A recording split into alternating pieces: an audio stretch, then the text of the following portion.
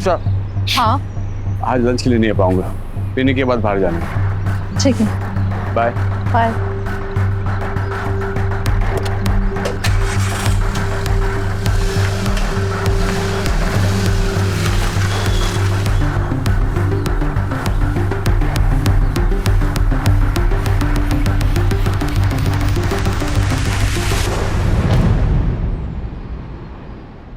अगर आपकी पत्नी ने आपको खाने में सिर्फ भटूरे दिए और छोले नहीं, चाय दी पर उसमें शक्कर नहीं,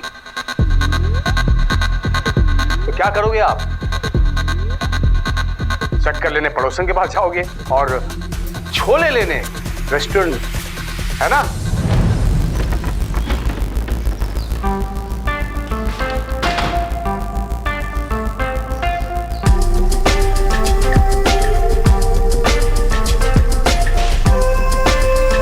आज तुम ये था।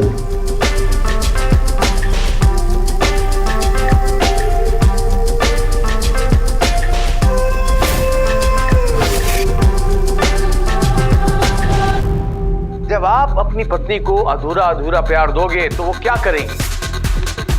वो मैडम वो बोलिए भी। वो हमारे दोस्त ने अपॉइंटमेंट लिया था फोन करके 10 बजे का। इन सब का इलाज है हमारे पास। देर मत कीजिए, अपने जीवन को सुखमय बनाइए। डॉक्टर मनसुख के पास आइए। बोलिए। वो हमें कोई प्रॉब्लम नहीं है सर, वो हमारा दोस्त है, उसकी ना शादी होने वाली है, तो उसे डर है कि वो अपनी पत्नी को खुश, मतलब आप समझ रहे हैं ना सर? हाँ समझ रहे हैं। टीना आओ, बैठो। शर्ट का बटन खोलो। जी।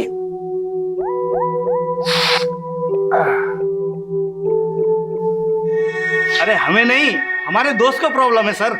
अरे शर्ट का बटन खोलो भाई, हम तुम्हारा चेकअप करके ही तुम्हारे दोस्त का इलाज कर देंगे। यहाँ ज्यादातर लोग अपने दोस्त का इलाज करवाने ही आते हैं। कोई चिंता की बात नहीं, तुम इधर आ गए हो, सब ठीक कर दूंगा मैं।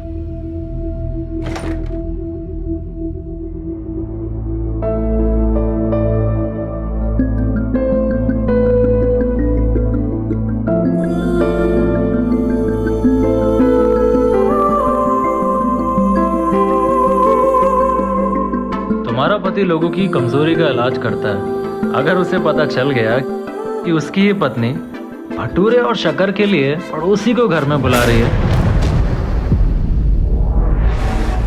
अच्छा बाबा, सॉरी।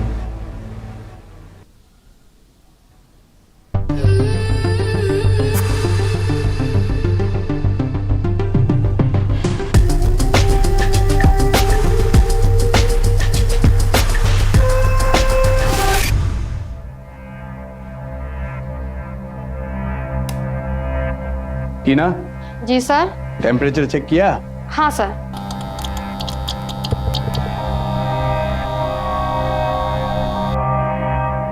ये तो मंद रोशनी है, कमजोरी की निशानी है ये। कमजोरी?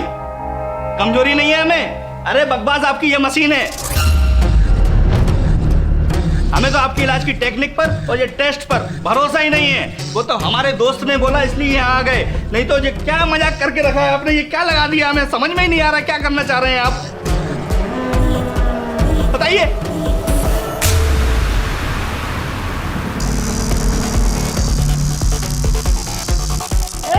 तेरी हिम्मत क्या हुई थप्पड़ मारने की? ये गुस्सा बनाए रखो। देखो रोशनी बढ़ गई, तेज हो गई ना, अब आग है अंदर तुम्हारे, पुरुष हो तुम। शाबाश, बैठो बैठो। टीना, जी सर। इनको दवाई दे देना जी। और बाकी पेशेंट को भी देख लेना। जी सर। मुझे सर्दी की वजह से सर दर्द हो रहा है और थोड़ी बुखार भी है, मैं घर जा रहा हूँ आराम करने। ठीक है सर। चिंता मत करो, पुरुष हो तुम। जी सर। आ रहा हूँ। जी सर।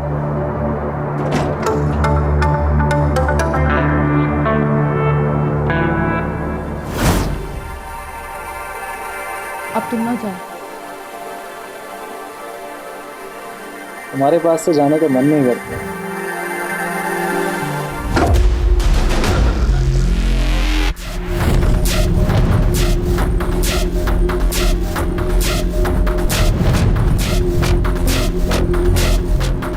और ये रहा तुम्हारा इयररिंग।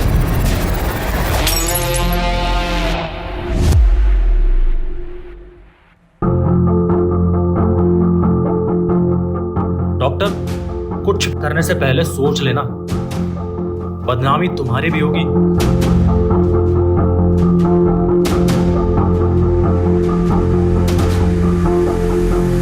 रुको।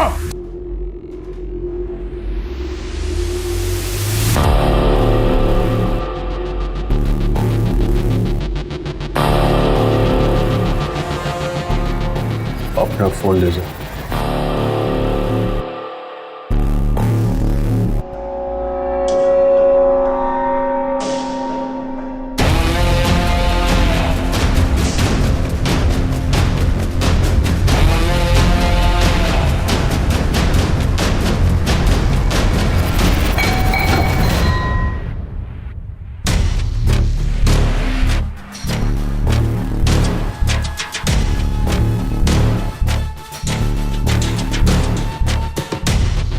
प्लीज बाहर किसी को बताना नहीं कि तुम्हारा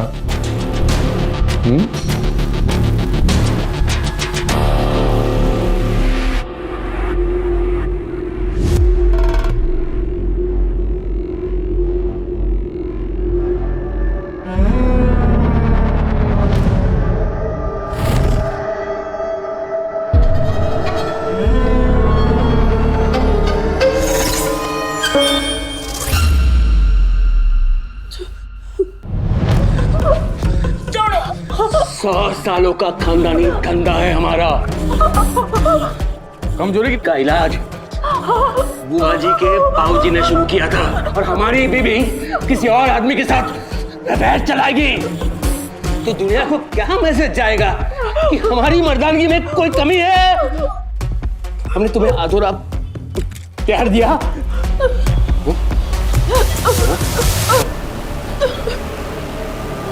झूठ बोल रही है तुम, झूठ बोल रही है। और ये सच नहीं होता तो तुम कभी भी किसी और आदमी के पास कभी नहीं जाते। सारा हमने दुनिया वालों को डराने के लिए विज्ञापन बनाया, नाश्ते में छोले दिए लेकिन भटूरे नहीं, चाय में शक्कर नहीं। तो आप बाहर जाओगे ना? वैसे ही अगर अधूरा प्यार होगा तो आपकी बीवी तो बाहर जाएगी ना? जिस बात से हम लोगों को डराते थे वो सच में हमारे साथ हो गया हमारे घर में। सच बोल दिया होता ना। अगर हमने तुम्हें प्यार नहीं दिया तो हम अपना इलाज कराते। अगर हम किसी और धंधे में होते ना तो तुम्हारे ये अफेयर माफ कर देते, लेकिन तुम्हारे इस चक्कर ने हमारे धंधे को बड़ा रिस्क है। नहीं छोड़ सकता मैं।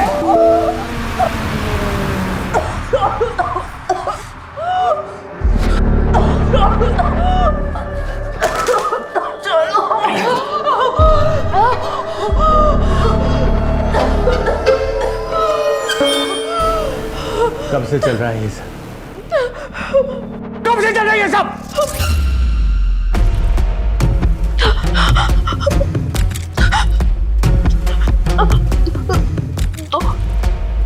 दो महीने से। क्या सिर्फ शारीरिक संबंध ही एक सुखी वैवाहिक जीवन का आधार है? जी नहीं, और भी कई बातें मायने रखती हैं। पर मनसुख जैसे जालसाजों ने मर्दानगी की परिभाषा ही बदल दी है, और ना जाने कितने मासूमों को यह यकीन दिलवा दिया है कि वो शारीरिक रूप से कमजोर हैं। और हमारे समाज का माहौल भी कुछ ऐसा है कि लोग इस बारे में खुलकर बात करने से कतराते हैं। इसीलिए मैं साफ शब्दों में आपसे कहना चाहता हूं, जरूरी नहीं यौन संबंधित सारी परेशानियों की वजह सिर्फ शारीरिक हो, मानसिक भी हो सकती है, और ऐसी तमाम परेशानियों का इलाज संभव है। लेकिन मनसुख अपने मरीजों के दिमाग में ऐसा डर पैदा कर देता था कि उनकी सोचने समझने की शक्ति ही खत्म हो जाती थी।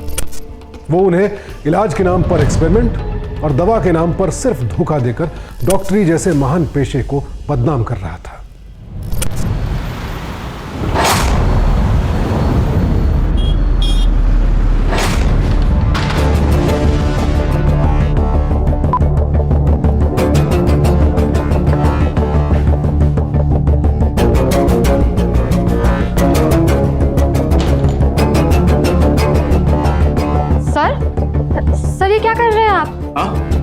हमें खुद को चेक करना है। हाँ? हमको लगता है हमें कुछ कमी है, खुद को चेक करना है। ये क्या पागल ए, कर रहे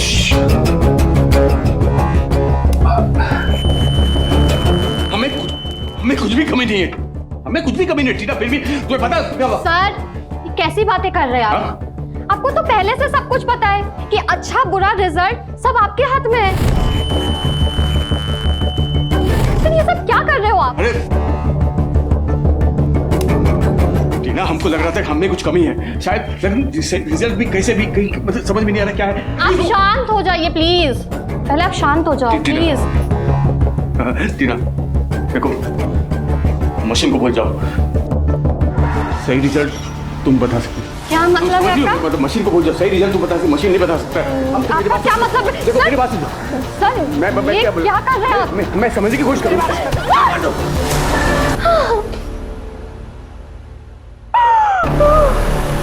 सॉरी। पहले इलाज कराओ अपना।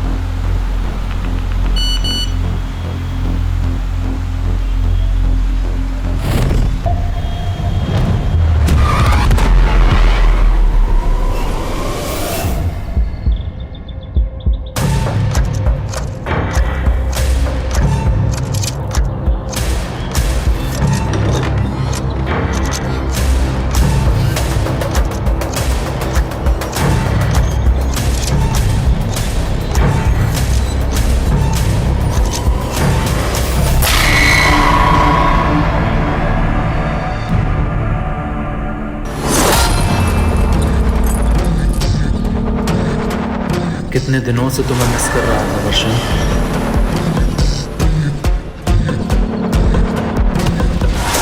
हुआ क्या? प्लीज तुम ना दूर हो मुझसे।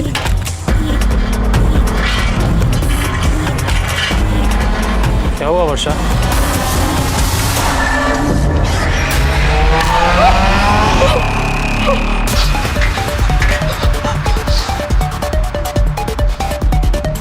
सही कहा था तुमने, बेकार में तमाशा करता तो बदनामी होती। डॉक्टर, कुछ भी हंगामा करने से पहले सोच लेना, बदनामी तुम्हारी भी होगी। मेरा धंधा बिल्कुल बर्बाद हो जाता।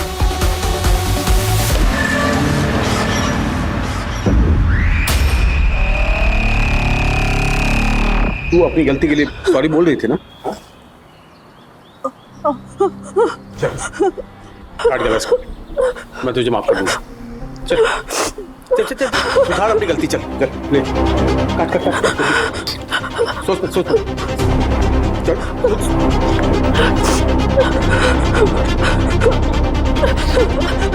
मुझसे नहीं हो पाएगा, मुझे माफ कर दो। नहीं हो पाएगा।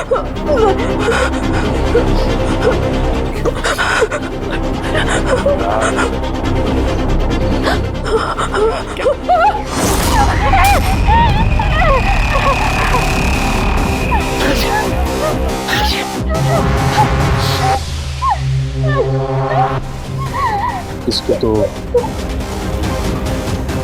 इसकी गुनाहों की सजा मिल गई, लेकिन तूने जो किया है ना, उसकी सजा मौत नहीं, उससे बदतर होगी।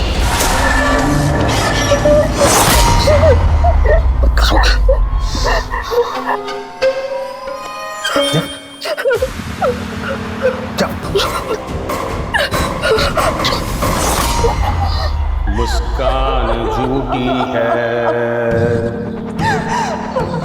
पहचान झूठी है। ला ला ला ला ला ला ला ला ला। मुस्कान झूठी है, पहचान झूठी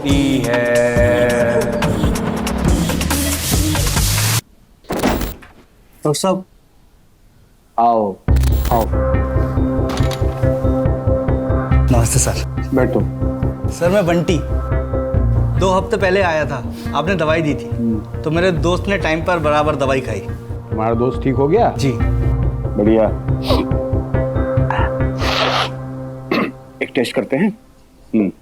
अरे सुनो, क्या कर रहे हो? बटन मत खोल, बैठो बैठो। दवाई खाने के बाद एक नया टेस्ट शुरू किया है, ठीक है?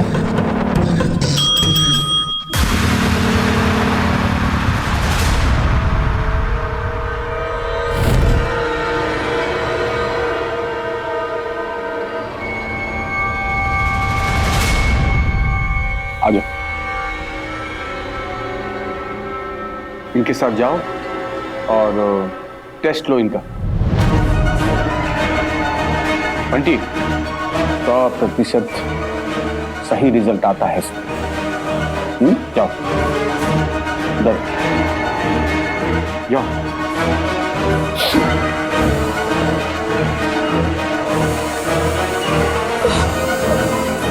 मुझे घिन आती है खुद से। क्यों क्यों घिन आ रही है तुम्हें? जो तुमने इस लड़के के साथ किया वही तो करने के लिए कह रहा हूं मैं। कौन सी बड़ी बात है? तुम्हारी वजह से हमारे बाबूजी का जमाया हुआ धंधा खतरे में पड़ गया था। अब तुम्हारे साथ ये नए टेस्ट का टेक्निक लाए हैं, धंधा चल पड़ा है। समझ रही हो? जाओ, धंधे का सवाल है, जाओ।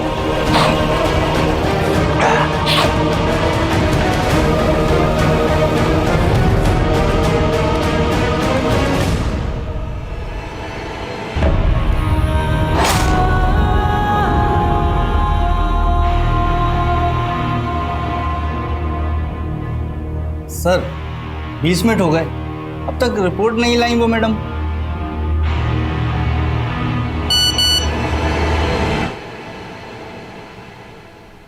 डॉक्टर मनसुख ने जैसे सोहम की हत्या की, अगर मुझे भी मार दिया होता तो अच्छा होता, लेकिन हमें ऐसे अपने क्लिनिक में टेस्ट के नाम पे दूसरे आदमियों के साथ संबंध बनाने को मजबूर किया। ये जिंदगी तो मरने से भी बदतर है, इसलिए आज हम खुद को खत्म करने जा रहे हैं।